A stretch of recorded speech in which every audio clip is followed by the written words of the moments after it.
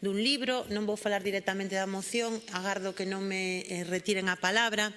Un libro publicado este ano que lle recomendo a súa lectura, singularmente ás persoas que están nas filas do Partido Popular, que é Contra a morte das linguas, o caso do galego de Miguel Moreira Barbeito. Neste estudo remátanos cunha reflexión final que a mí me gustaría hoxe compartir neste Parlamento. Conta unha antiga lenda que hai moito tempo había un rei que ouviu falar no seu país de existencia dunha sabia verdadeira. Tan sabia era, segundo dicían, que falaba todas as linguas do mundo. Sabía escoitar os paxaros e entendíaos como se fose un deles. Sabía ler a forma das nubes e comprender de inmediato o seu significado. Calquera lingua que ouvise, ela respondía nela sin vacilar. Mesmo lía o pensamento das persoas, viñesen de onde for. O rei, impresionados por tantos méritos que se lle atribuían, chamou a aquela muller sabia ao seu pazo. E a sabia acudiu. Cando a tivo diante, o rei apresurouse a preguntar: «É certo, boa muller, que coñecedes todas as linguas do mundo?» «Sí, maxestade». Respondeu: «É certo que escoitades aos paxaros e comprendedes o seu canto?» «Sí, maxestade». E, tal como me dixeron, é certo que ledes o pensamento das persoas? Sí, maxestade. O rei tiña unha última pregunta. Isto dinos o autor do libro. E nós, que pregunta lle faríamos a aquela persoa sabia entre as sabias? Do mesmo xeito que o rei da lenda, podemos propor unha última pregunta a aquela sabia que coñecía todas as linguas do mundo. En todo caso, o rei desafiouna coa mirada, como se a quixese poñer a proba, e lanzoulle a derradeira pregunta: «Muller sabia, nas mans que están agochadas ás miñas costas teño un paxaro. Respondédeme, está vivo ou morto?» A resposta da sabia, dinos o autor deste libro, diríxese non só ao rei, sino a todas as persoas do mundo. No noso caso, a todas as que teñen calquera responsabilidade na promoción das linguas minorizadas nos seus territorios. Continúa, porén, aquela sabia, de xeito inesperado, tivo medo. Sabía que fose cal fose a súa resposta, o rei podería matar o paxaro. Deste xeito mirou o rei e estivo longo tempo en silencio. Finalmente respondeu con voz moi serena: «A resposta, maxestade, está nas súas mans». Tamén, señorías, no caso do galego, a resposta aos problemas, ao desafío e ao futuro da nosa lingua está nas nosas mans, non en exclusivamente por fortuna pois de quen detenta a maioría ou o goberno do partido na Xunta de Galiza, mas si, efectivamente, hoxe neste Parlamento tamén podemos tomar decisións trascendentes sobre o futuro do noso idioma, da lingua galega, unha lingua milenaria que hoxe se atopa seriamente ameazada de morte. Unha situación, señorías, que non é normal, non é casual, nin desde logo é natural, non é morte natural a do galego, sino que ten causas claramente políticas, procesos históricos, mas tamén procesos contemporáneos que estamos vivindo neste momento de clara regresión, como é o feito de termos un goberno que lexisla contra a nosa lingua, un goberno que non só non recoñece a discriminación evidente da lingua galega, sino que claramente quere favorecer un proceso de sustitución lingüística da lingua propia de Galiza, que é o galego. E un exemplo moi claro de toda esa política, pois témolo no decreto do plurilingüismo, do que unha vez máis queremos falar hoxe aquí, porque é un exemplo paradigmático de como hai leis, normas e gobernos que van en contra dos dereitos humanos fundamentais e que neste caso pois levan adiante unha política que nós calificamos como unha política infame e unha política que nós seguimos dicindo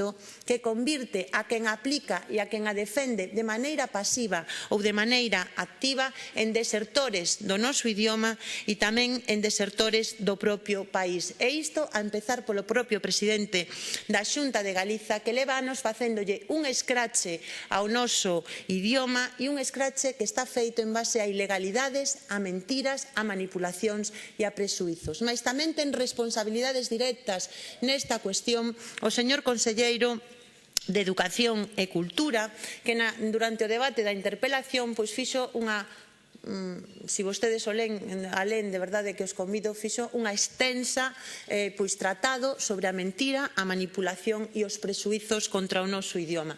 Afirmou o señor conselleiro que o Tribunal Superior de Xustiza avalaba o decreto e a política lingüística cando as sentenzas que temos sobre a mesa afirman todo o contrario. A empezar porque cuestionan os elementos e o discurso fundamental que mantivo o Partido Popular en relación co decreto. Cuestionan a consulta, cuestionan bases fundamentais, mais tamén di algunhas cousas na interpretación que fai esta sentencia que debería de aplicar o señor conselleiro e a Xunta de Galiza. A empezar por decir que o galego debe ter un trato diferenciado sobre o castelán nunha proporción razonable para garantir a igualdade das normas, algo que vostedes non están facendo. Tamén dixo aquí outra mentira, como era que nos criticábamos aos docentes. Non, señor conselleiro, nos defendemos ao ensino público, aos docentes, reclamamos, por o tanto, que vostede cese tamén nesa política de laminación dunha parte do profesorado e o que criticamos é a súa política lingüística. Cobardía á hora de defender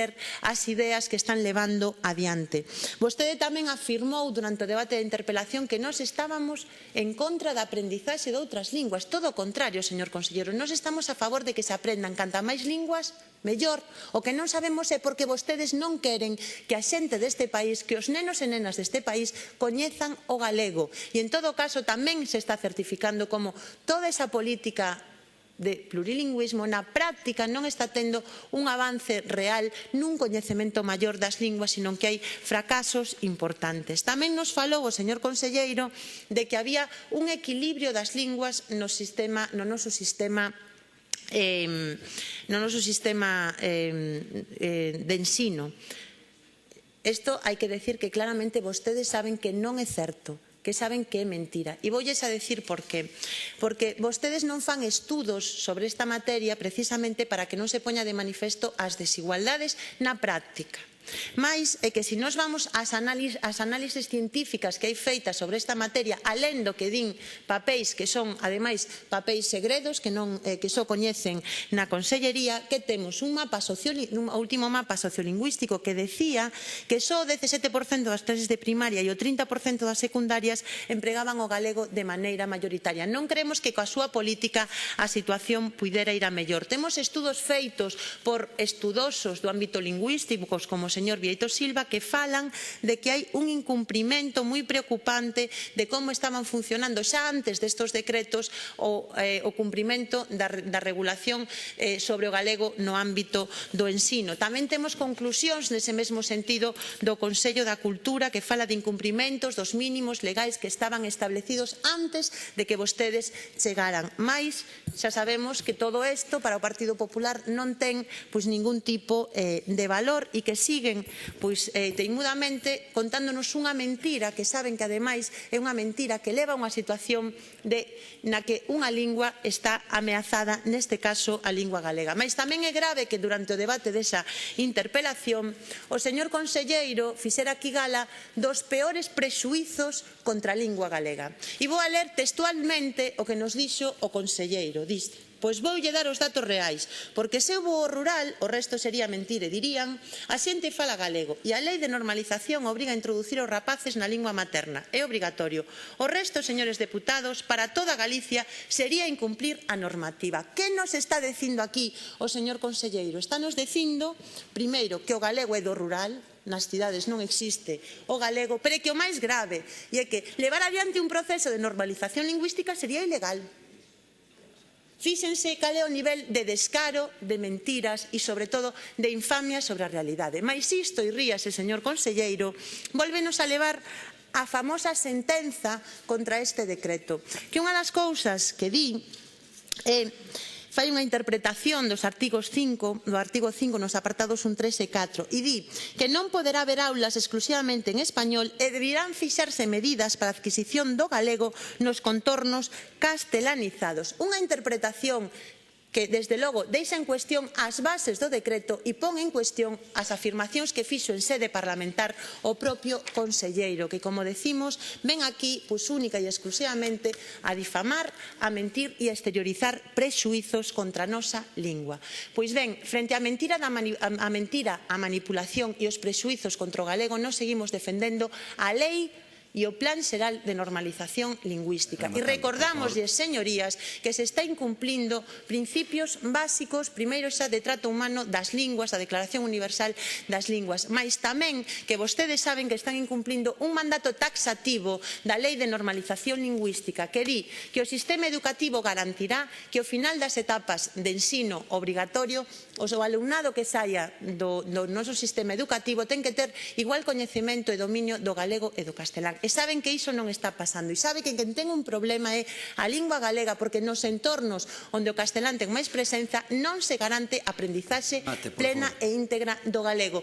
Teñen, señorías, unha responsabilidade importante. E eu apelo tamén á conciencia individual de todas e todos os deputados do Grupo Parlamentario Popular, porque un non pode vir aquí e lavarse as mans como Poncio Pilatos, como se isto non fora con vostedes, porque teñen nas súas mans algo moi importante como é o futuro da lingua. Poden decidir se queren acabar con ela ou realmente aplicar o sentido común e o que nos está pedindo a maioría dos galegos e das galegas, que é defender o noso idioma. Moitas gracias. Gracias, señora Pontón.